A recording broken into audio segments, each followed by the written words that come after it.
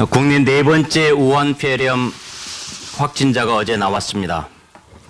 중국 국가위생건강위원회는 우한폐렴이 사스와 달리 잠복기에도 전염될 수 있다고 말했습니다. 국민들의 걱정, 불안감이 점점 커지고 있는데 정부의 대응은 믿업지 못합니다.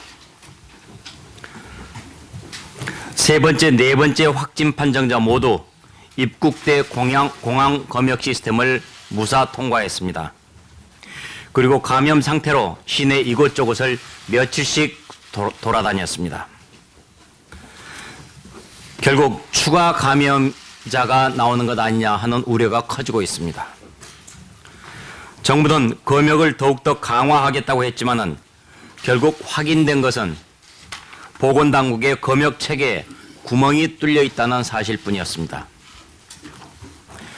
대다수 전문가들은 잠복기 상태에서 입국한 사람들의 경우 현재의 공항 검역 시스템으로는 걸러낼 수 없다고 지적하고 있습니다.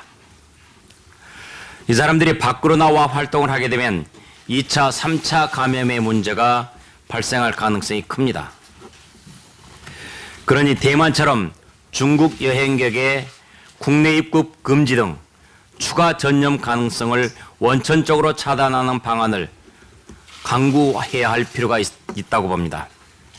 초기 단계에서 제대로 대처할 것을 정부 당국에 강력히 촉구합니다. 정부의 가장 중요한 책무는 국민의 생명과 안전을 보호하는 것입니다. 우한폐렴과 관련해 청와대 국민청원이 이미 50만 명에 육박했습니다. 그런데도 청와대는 말이 없습니다. 20만이 넘으면 답을 하겠다는 청와대였습니다. 아마 중국 정부의 눈치를 보기 때문이 아닌가 싶습니다.